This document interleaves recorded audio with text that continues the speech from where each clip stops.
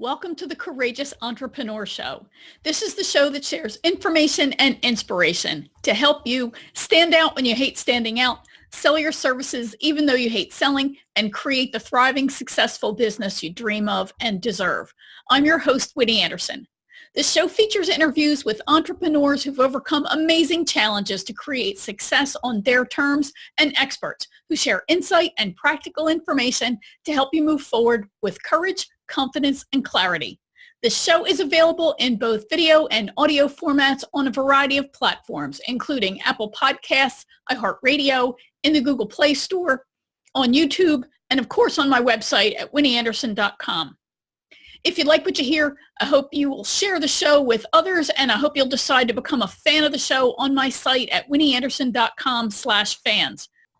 When you do, you'll get episodes delivered right to your inbox, along with information, tips, and resources to help you, the introverted, mission-driven entrepreneur, consistently move forward to reach your biggest goals. You know, if you're on your second or third career act and you are growing your own business, one of the big things that you may be wrestling with is fearlessly communicating your point of view and trusting that by doing so, you'll attract the right clients, the right opportunities, the right referral partners. We've spent decades of our lives trying to fit in classrooms as children and as young people, in offices, companies, and organizations where we worked and where our economic lives were technically in the hands of our employers, and in our family of origin, of course, and in our social circles. Then here we are out on our own, and what's needed is often the opposite. We need to stand out as unique. While in corporate life, we may have led departments, divisions, and whole business units, we took action with a certain amount of comfort in knowing that we could successfully address whatever came up, and we understood the parameters within which we could lead. Even if others inside the organization considered us fearless for those times when we stood up for a conviction, it's not quite the same as standing up for what we believe in, putting our point of view out there on the line and putting ourselves on the line in the way that's necessary when you're self-employed and you're the face of your brand. The issue of leading, being seen as a leader and standing out, can be downright scary for some of us. It's a very big part of why I named this show The Courageous Entrepreneur, to recognize the challenge, be inspired by and celebrate those who are courageous, and learn from experts who can help us do that. And that pretty much sums up why I wanted today's guest on the show. Nukhet Hendricks is a women's leadership coach and consultant, as well as the executive director of a nonprofit headquartered in North Dakota. She grew that nonprofit animal shelter from a low six-figure to a seven-figure budget. Nukhet continues to grow the organization while mentoring the emerging women leaders whom she has the privilege to guide. She holds a Master of Science degree in Public and Human Service Administration and has been a nonprofit executive for over 28 years in various leadership roles. Nukhet is originally from Turkey and has called the USA home since 1987, when she became a naturalized citizen. A fiercely independent, spiritual rebel and ocean lover with an unquenchable gypsy soul, Nukhet is always moving towards new frontiers. A word of caution about this episode if you're listening to it on speakers where others can hear. There are a couple of instances of profanity in this episode, particularly around our fears of being called the word that's another name for a female dog. So be sure to either wear a headset when you listen or keep the volume low so you don't expose other ears to language that you might not want them to hear or they might not want to hear. It doesn't come up a lot, but I think it's only once, but definitely at least once early in the conversation. So with that being said, listen in as Nukhet and I discuss her definition of leadership and why it's important for women to answer the call to lead, the important role of resilience in emotional health and how we can help develop that, how to develop and maintain strong boundaries, her explanation of authenticity and how to handle the challenges of being authentic, the fears associated with being a female leader and conditioning we experienced in organizational life. Nukhet also shares her thoughts on the 8 strategic actions entrepreneurs regularly have to take. As always, listen all the way to the end where I'll share your cocktail exercise and action step for this episode. All right, so thanks so much, Nukhet, for being with me. I'm excited to have you here today. Thank you for having me, Winnie. I am excited to be here myself. Thank you. Let's just dive right in. So I like to make sure that we're on the same page when we get started, make sure that we're using the lingo in the same way that people are hearing it. So let's start by defining leadership itself and the different types of leadership that you talk about. What do you think leadership is and is not? Let's do that. Winnie, let's start first with talking about what it isn't, at least the way that I coach. Okay. In my opinion, leadership is not a title and leadership is not an act. In my opinion, and I believe this strongly, leadership is an influence. Every day as a leader, either in our own leadership or in the corporate environment, we are constantly trying to influence others towards an desired outcome. Right. That's where the influence comes in. And then I take it a bit further and I say, there is the powerful leadership. By that, what I mean is a woman who are my clients, a woman who knows herself intimately and influences from that intimate knowing, and based on those strong values that she carries every day, brings her to powerful leadership. And when she's not afraid to put herself out there every day in alignment with her core values, then it becomes powerful and fearless leadership. That's what I believe in. I love that. And I agree with you. And yeah, and I think that is also what can be scary about leadership. Yes. Especially for women and women of a certain age who have been, enculturated, yes, if you will, by all of the society, family of origin, people, places we've worked, etc., to have these beliefs about ourselves and about what leadership is and what women as leaders are.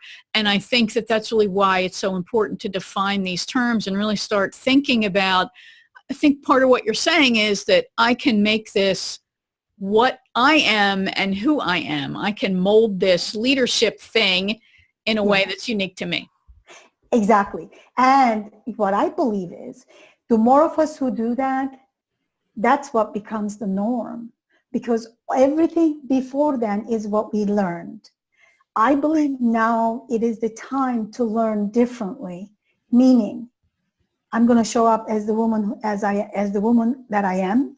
I'm going to lead from that value.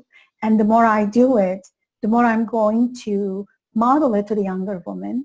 They will be encouraged to do that. Yeah. And then more of us will do this. And then we can create the norm where a powerful, fearless, strong woman leader becomes the norm, not the exception.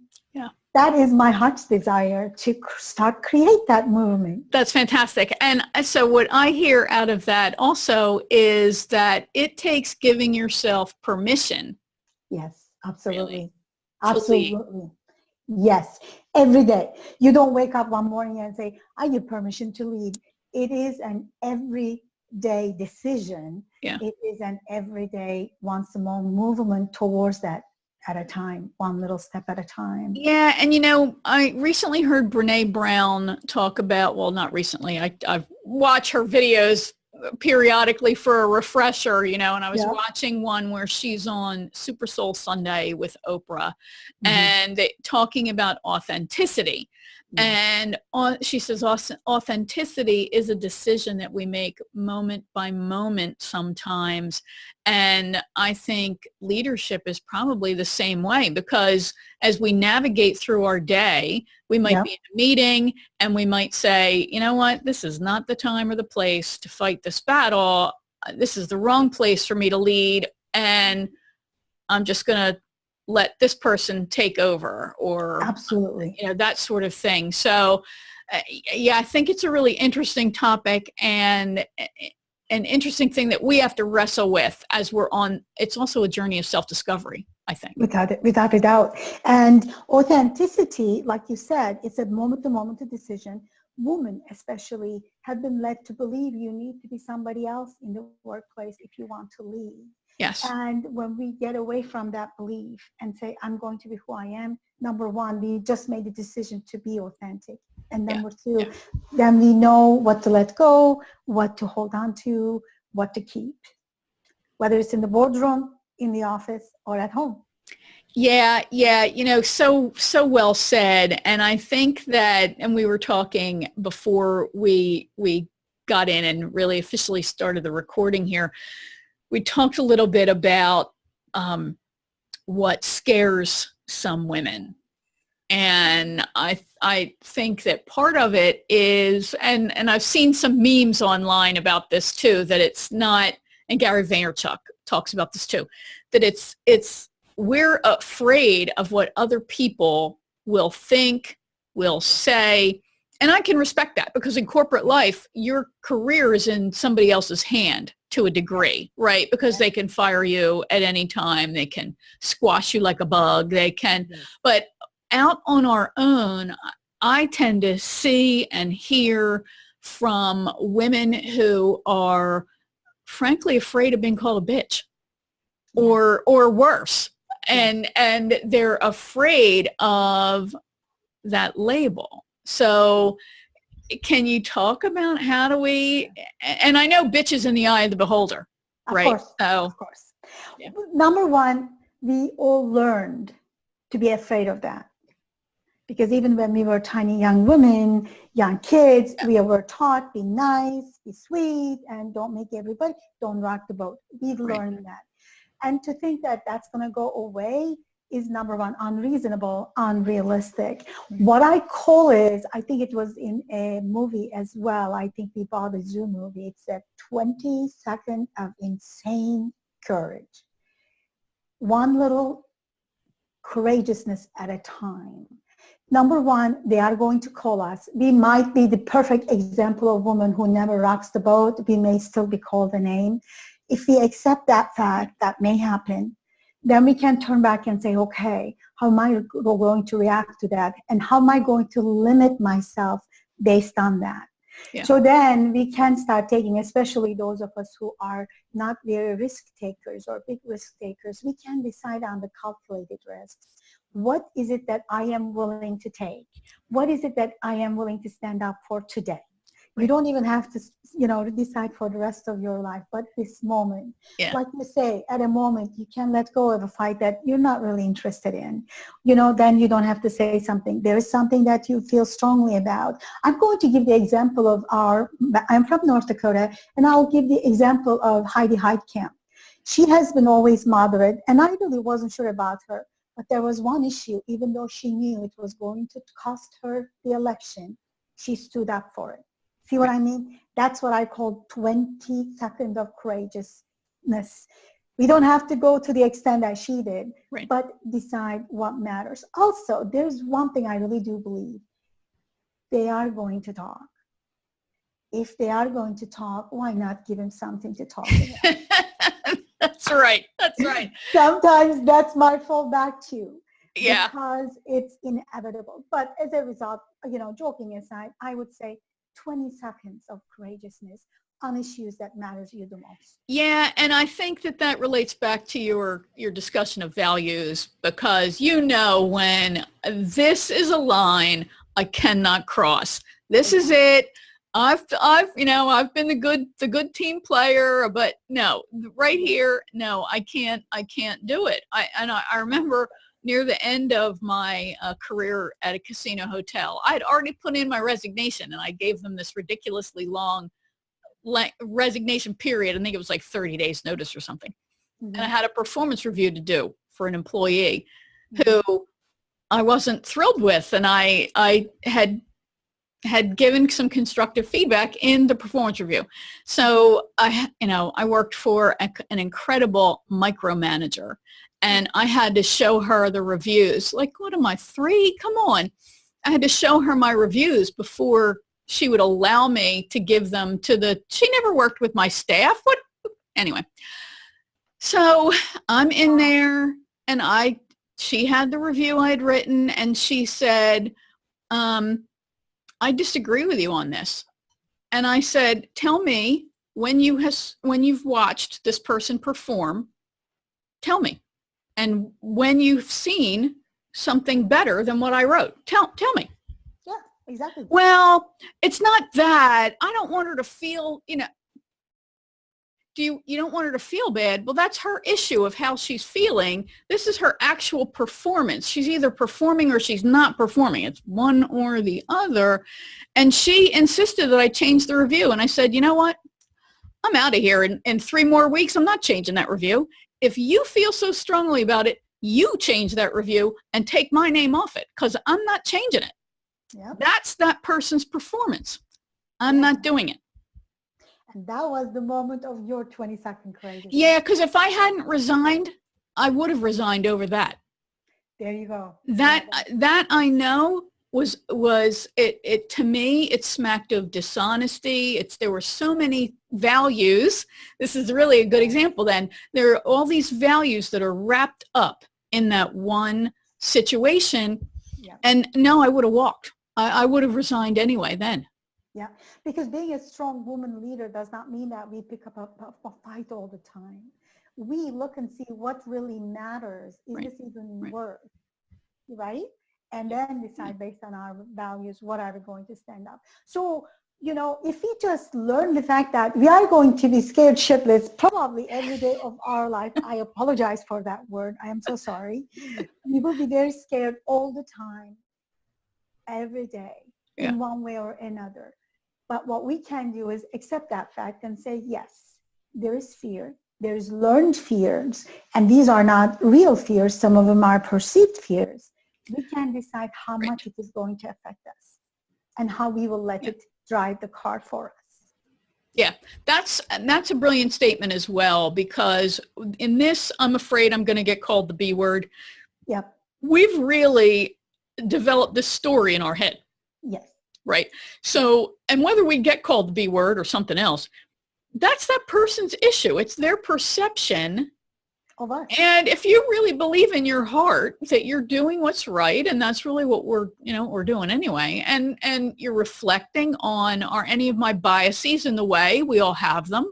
Yeah. Right. And acknowledging them and committing to continuously improving yourself as a leader and being the best person you can be. You can't change other people's mindset and interpretation of your actions. You can just do what you can to help them interpret them in the way that you're delivering them. Exactly. And here's what I believe. When we are criticized, it hurts because sometimes we believe, could it be true? Like you said. So if we decide to not define ourselves, what other people's definition of us, and then stay true to our values, decide that we are going to grow from those values. That's where we really have the power, our own power, embrace our own power, and power over our own leadership.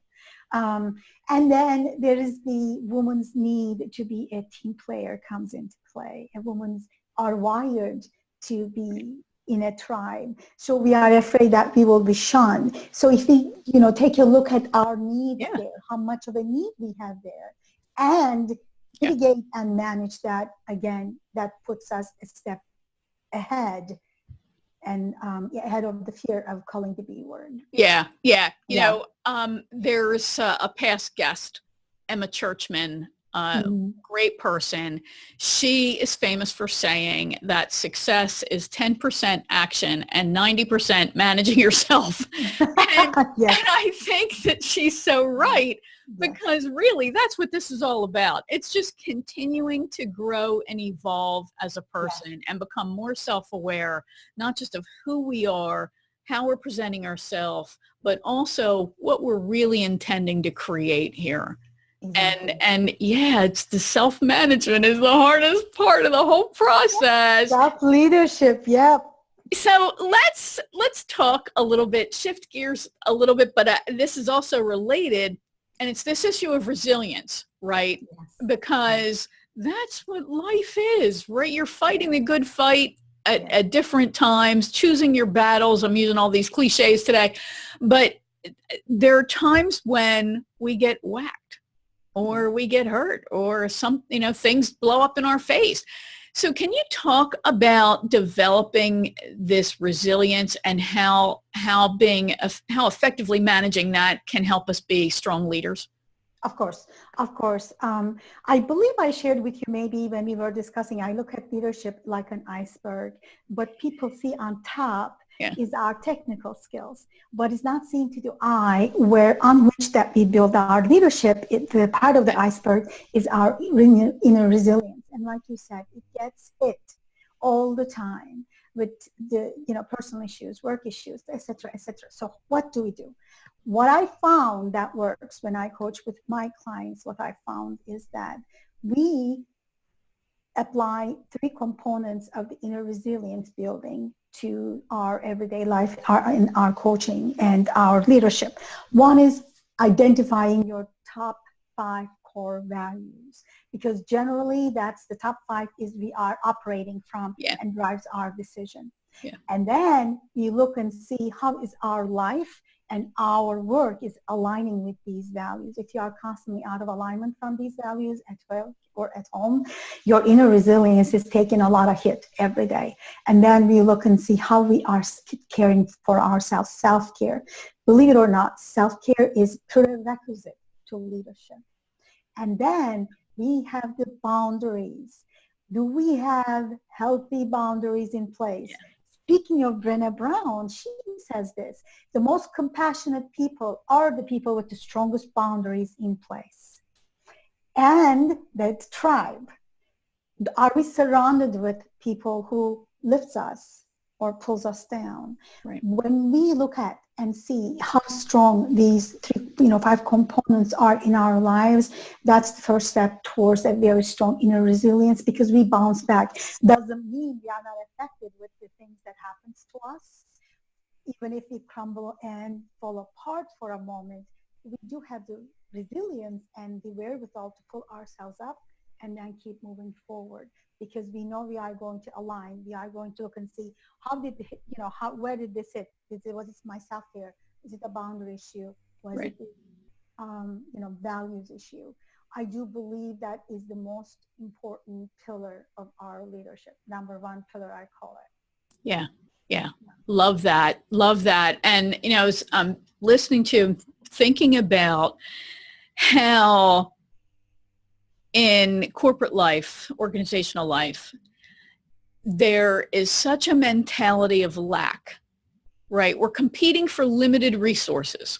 Yes. There are few openings, as you to advance. There are few ways to increase your income without taking a traditional hierarchical position.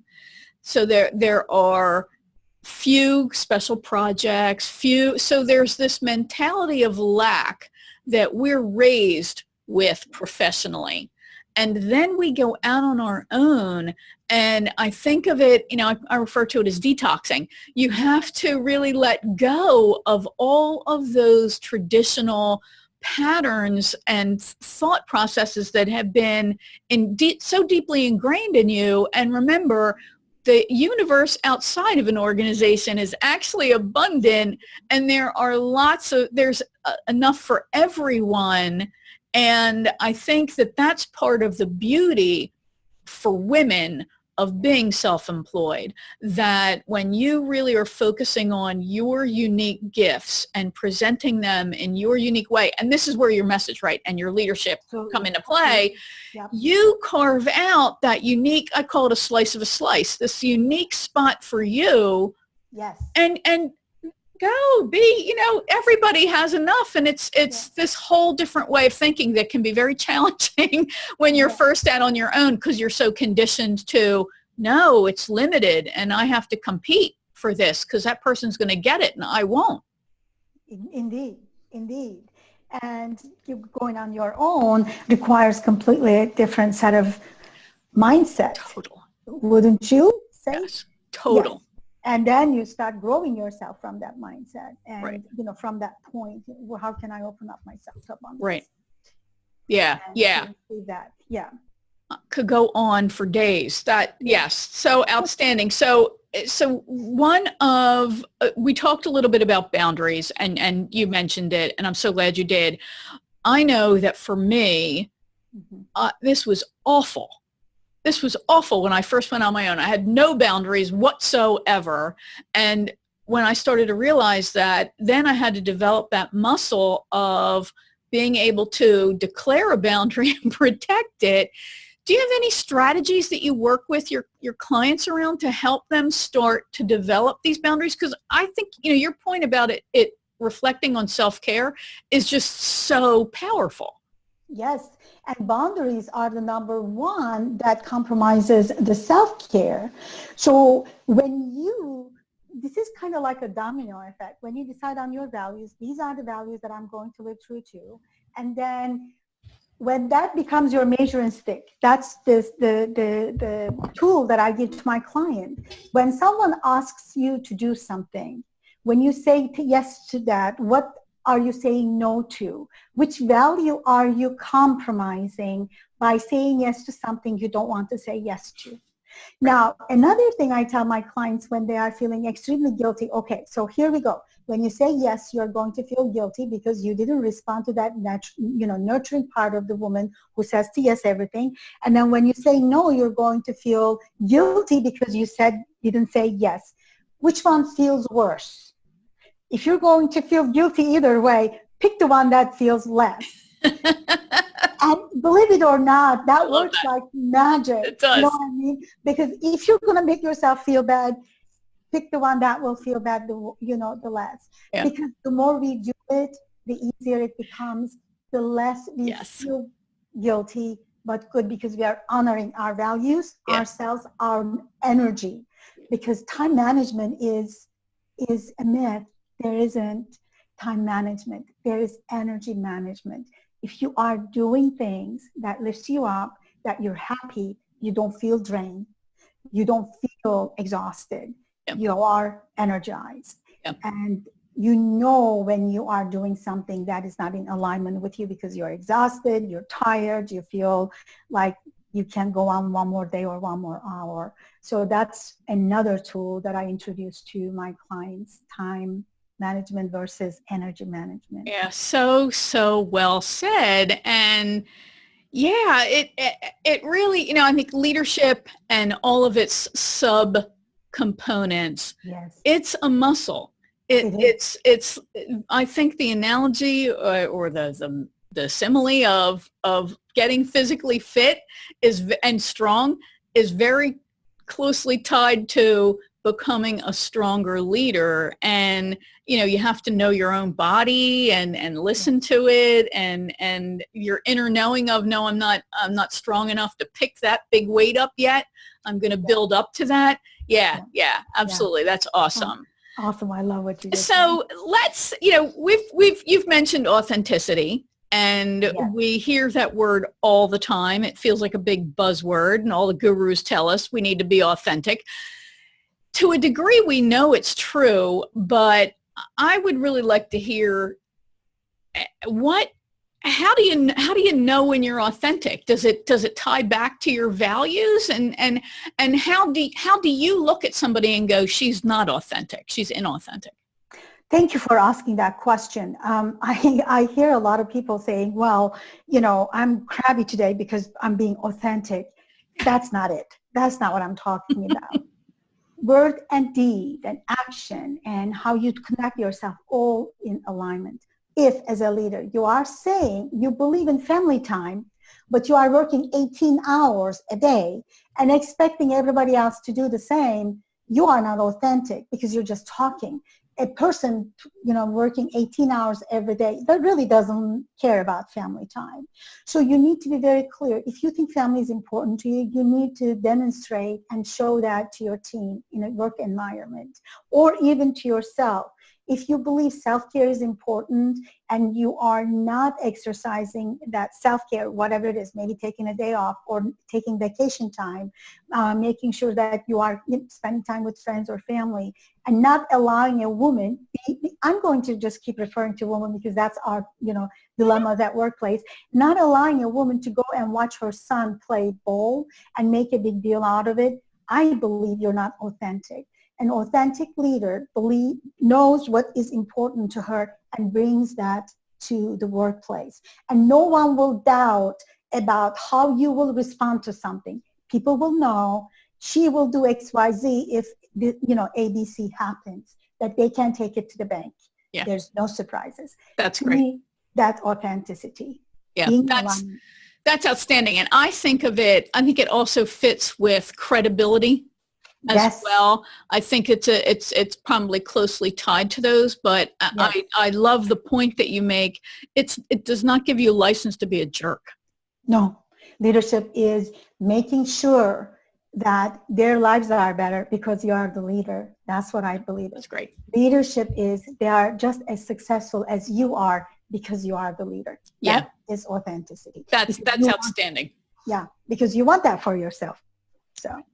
And I'm hoping that you want that for, if you are in an organization, you want that for your organization, and that you then want that for the staff, the team that you're working with. And when you're out on your own, you're building your own organization too, even if it's just a team of one or a team of a couple of other people who support you, you're still leading them as well. And these same things apply as well. So regardless, you're right. Excellent. So let's talk about the courageous actions that every entrepreneur needs to take, especially to build a business. So we know there are 8. We've talked a lot about leadership because that's the whole nature of our conversation here. So let's talk first of all about marketing. Since, that's where everything begins, right? So do you think, and how do you communicate your leadership and be seen as a leadership through the marketing that you're creating and putting out there? Because you've got a whole bunch of things that you want to convey at the same time, right? Your authenticity, your values, your point of view. How do you manage to, do you have a technique? Is there a type of marketing that you like to do because you think it allows you to be more of a leader, be seen as more of a leader? Good question. It's a struggle all of us has. Number one, deciding first and foremost is, I think, what is it that we want to put out there? What is the scariest? What is the biggest thing we want to put out there? That for me has been the fearless leadership. Because every time I say fearless, people get afraid. Believe it or not, and as interesting as it is.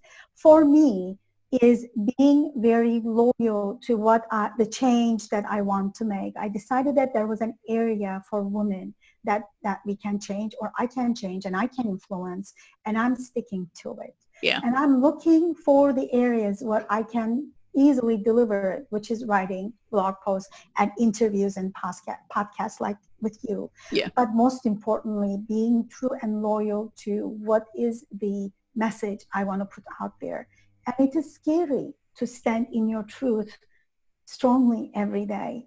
And sometimes you are I can only speak for myself, but so afraid that I need to censor myself all the time because I'm going to make somebody mad. Sometimes something happens, I am right on it, I'm going to say everything that I'm going to say. And I forgive myself for those times I didn't, and applaud the times that I stood up. So it is a little dance. Sometimes we miss the step, sometimes we are always in step and in tune. And I say one thing at a time, one day at a time. Don't give up on it. That's brilliant. And I think that the issue that we all wrestle with in our marketing, naturally we get caught up in the how, right? Should I be on a podcast? Should I have a podcast? Should I use video? But the point really is, if I'm hearing you correctly, it's that you are sharing a unique point of view and you're you're not afraid. Well, you are afraid, but you act anyway, right? You Yeah. get that message out, and it's something that you believe so passionately. Correct. And that's really how I define a passionate introvert. Somebody who the message and their mission it counts for more and drives them more than their own fears about being uncomfortable putting their message out. Thank you. Exactly. So, my desire to speak about it is bigger than my fear of not saying it. Right. Yeah. Great. So, okay, so selling, right? The bane of everyone's existence, right? I've known people who come on too strong in a sales conversation, and some who are so passive, like they didn't even make an offer. There is no sales conversation, right? How do we find that blend of confident leadership and this is what you need, and not coming across as a jerk? Because I think that's what so many women really are afraid they're going to go to that extreme, right? They don't want to be that guy. Yes, well, I understand that. What I found that works for me is, number one, I want to make sure that I'm talking to my ideal client, that I know I can help her solve her dilemma or the struggle that she is having. I can take her from point A and to point B. When I'm confident in that, my sales conversation is no longer sales conversation. It is, how can I help you? And here's how I can help you. And this is what I can do for you. And this is what will happen as a result. So when I'm confident in that, it's easier for me to be able to say, and this is the fee that I charge to be able to help you. Yeah. So if we are talking to our ideal client, instead of trying to figure out if this person we want to sell to, it becomes easier. But also, as a woman, we want to be softer. I do give them space to be able to make that decision.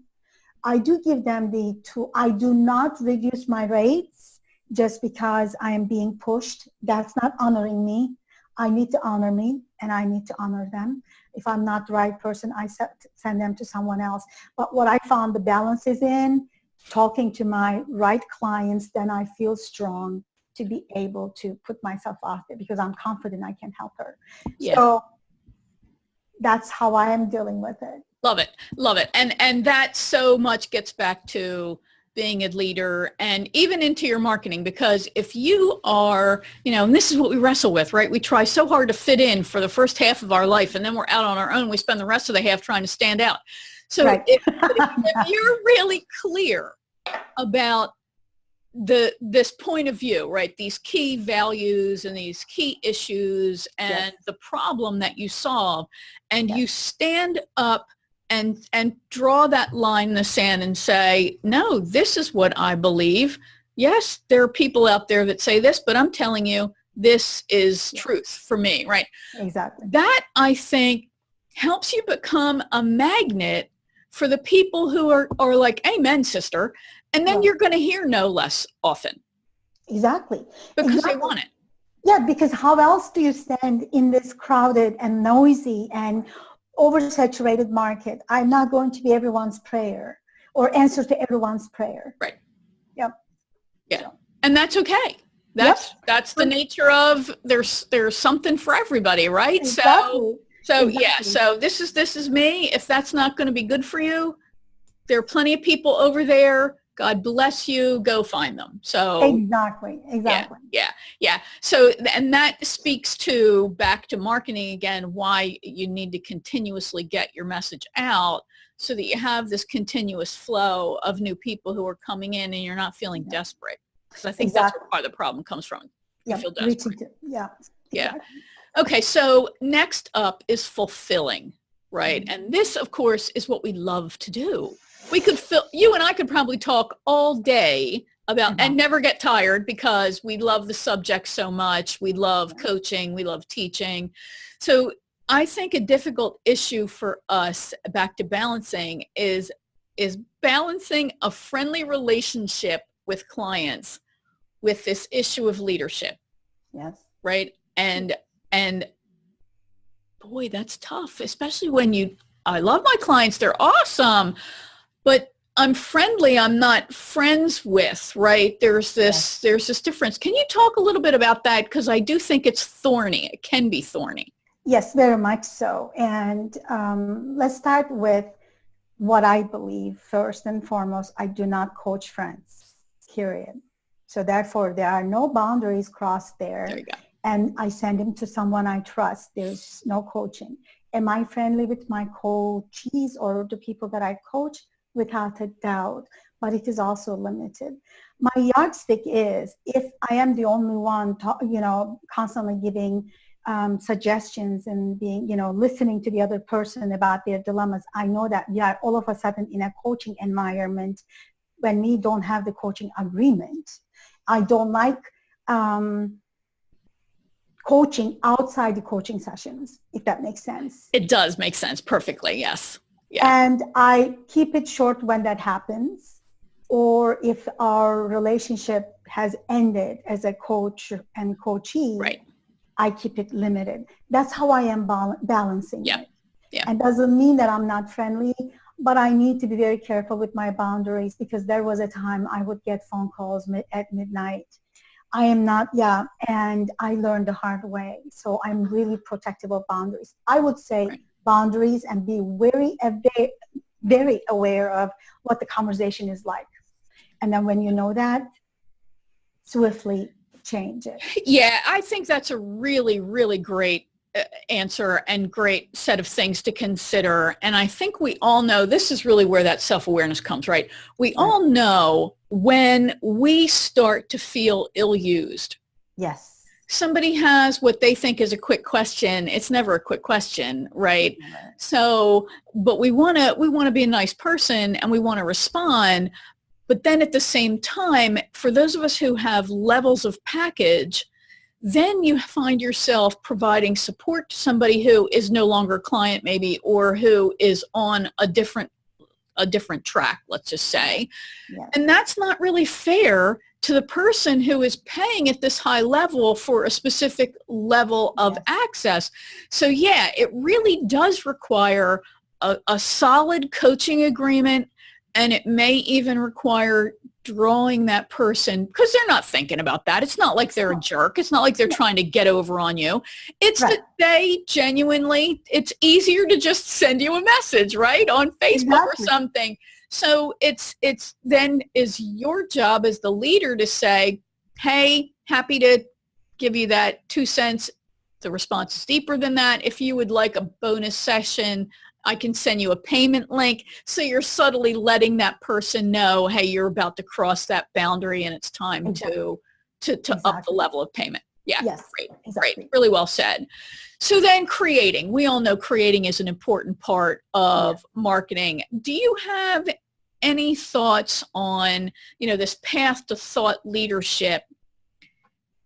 And many of us want to stand out. We want to contribute to the industry as well. Mm-hmm. So what do you think are some good suggestions for whether it's things to create or things to do that help us get that message out and be seen really as a leader, not just to our audience, but even within our profession? Good question, because we all of us are challenged by this. What I am finding is, and I can't say that I found the perfect solution for this by any means, no. But what I'm learning on my journey is that first of all, we need to find the content, what I call the content influence area. What I mean by that is we can write about a million different things, but we need to decide where we want our voice to be the strongest. Now, if you think about Brené Brown, you think vulnerability, right? She is it. When people think of Nukhet, I want them to think fearless leadership.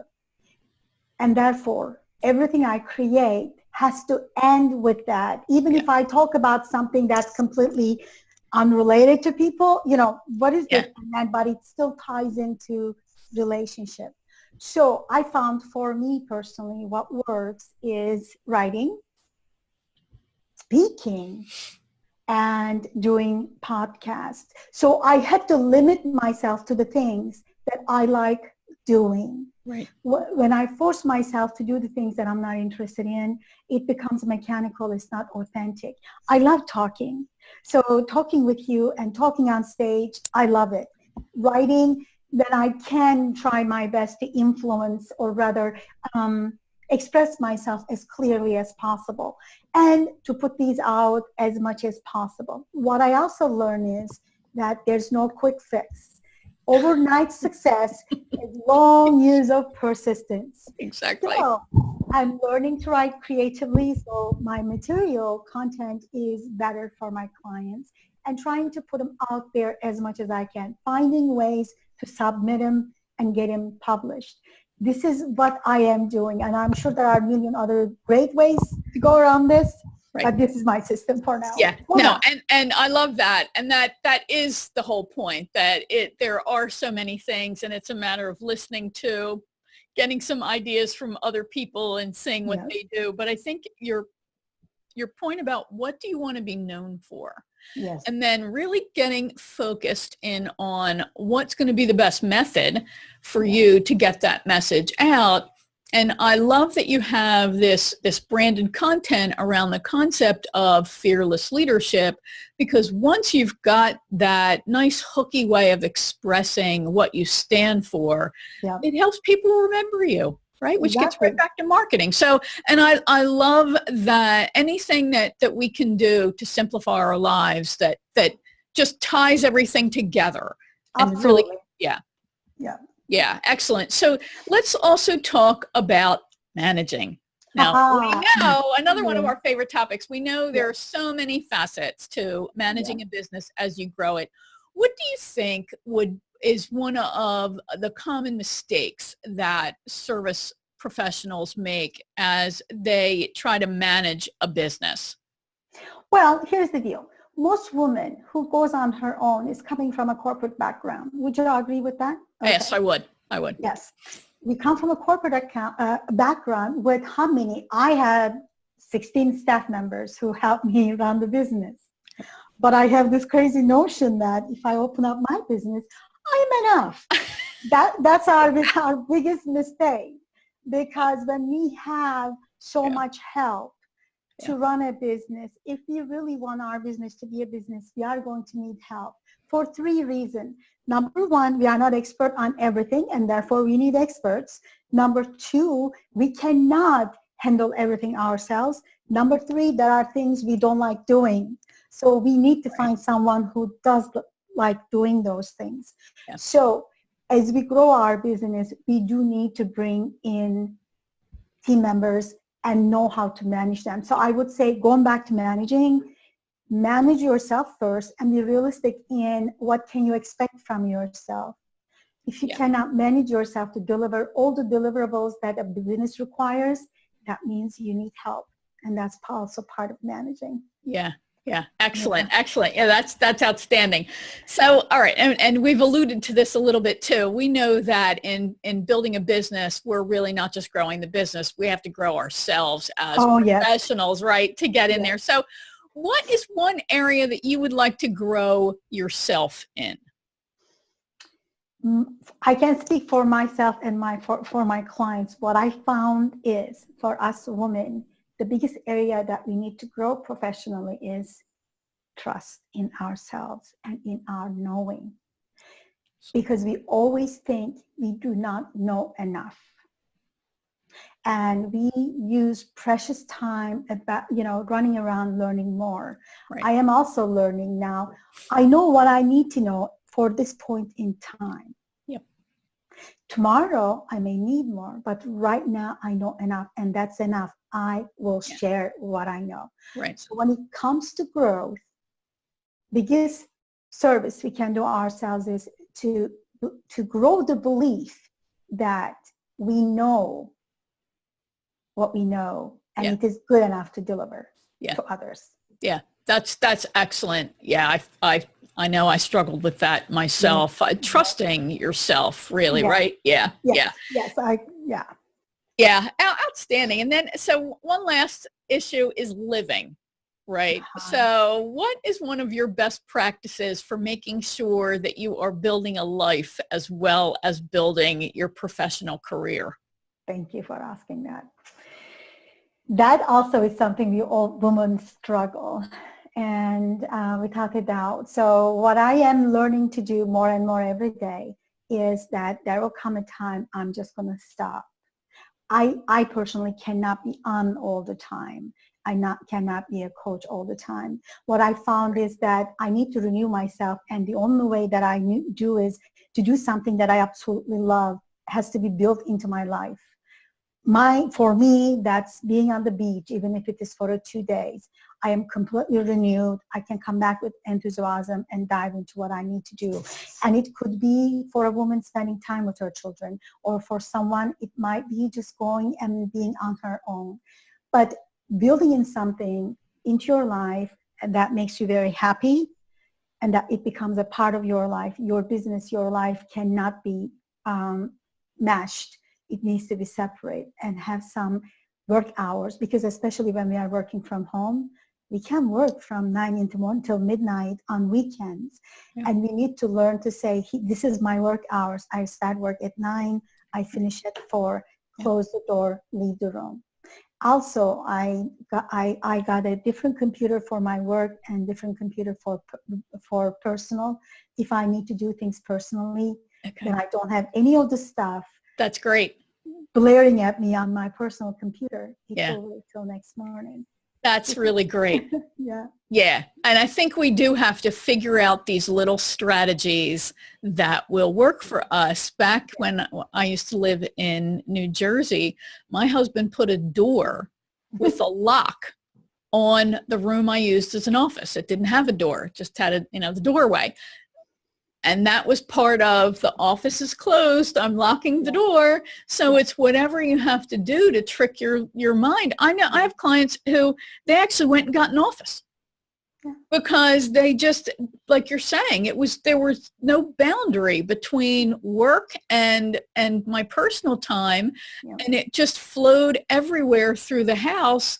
No, I got to stop this. So I think it's really thinking about what's going to work for you. Right. And leveraging that. And it's personal for everyone, but important thing is doing it, whatever works to do it. You know what I mean? Yeah. Making the decisions. There's no magic wand. No, I wish. I know, exactly. And I mean, go ahead. I'm sorry. I just believe everything starts with a decision. This is no different. Right. Yeah. Yeah, exactly. Nukhet, I could go on for hours with you. The people will be glad to know I won't, but this has been such a great conversation. Can you talk a little bit about how you work with your clients and where they can go to connect with you or learn more about the work that you do? Thank you. I work with women leaders who are at a certain point in their leadership. They have at least 10 or more years under their belt.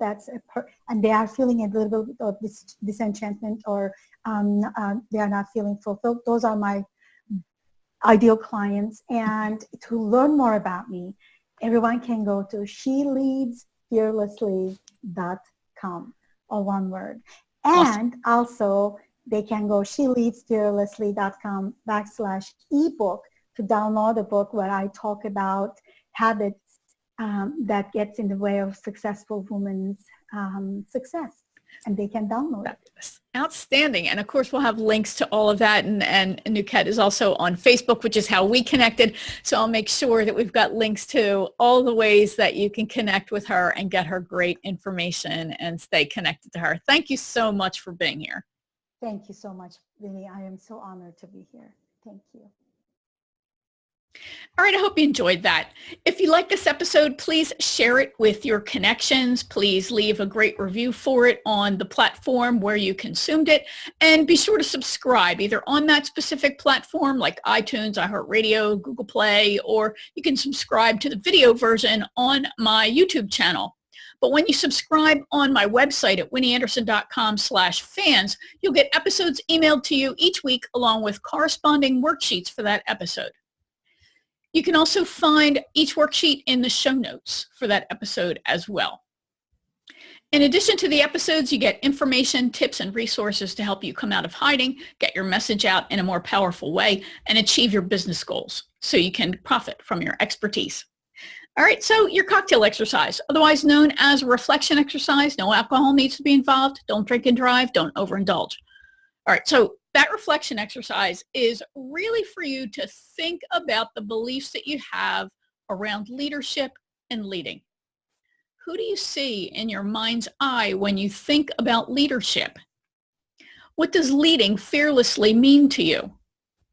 Who would you be, and what would you do differently if you fearlessly communicated your point of view? And what holds you back from communicating that point of view? What do you fear? Okay, now your action step, or steps as the case may be. My experience is that what holds people back from fully stepping into their role as a leader to their audience in their industry and to their clients is fear. There's some fear below the surface that keeps us from strongly voicing our point of view. We might be afraid of trolls, or we're afraid of what those close to us might say, or that we might even lose friends, colleagues, or clients, or family members for that matter. You might be afraid of having someone say that you're wrong about what you're saying. But great leaders know and communicate their point of view, their beliefs, their values, their philosophy and approach. They have strong opinions. Having a strong opinion does not mean you're a jerk. It doesn't mean you're the B word.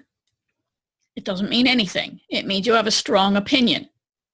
And if you are really going to attract the right people for you, you need to clearly stand out. You can't be wishy-washy. You have to have a strong opinion. So great leaders stand up for what they believe is right. So your action step then is really twofold. It's to get clear on your beliefs about the work you do, the problem you solve, the solution you provide. Next is to look at your current messaging. Is it passionately compelling, or is it pretty average? The best time investment that you can make is to get clear about your message and its key points, and then take action to get that message out. You've got to build your presence and your reputation as an authority. There are things that authorities do that people just expect and that help that person say, oh, that's an authority. Those things all involve communicating your message and putting yourself out there in a way that supports the achievements of your goals. Be sure to visit winnieanderson.com/leadfearlessly to get the notes and resources, and especially the worksheet for this episode. Remember, if you're an introverted solo professional or someone with introverted leanings and you're ready to get support to reach your business development goals as part of a community of like-minded and like-personality professionals, then head over to winnieanderson.com/join the group and join my Facebook group for introverted, mission-driven entrepreneurs.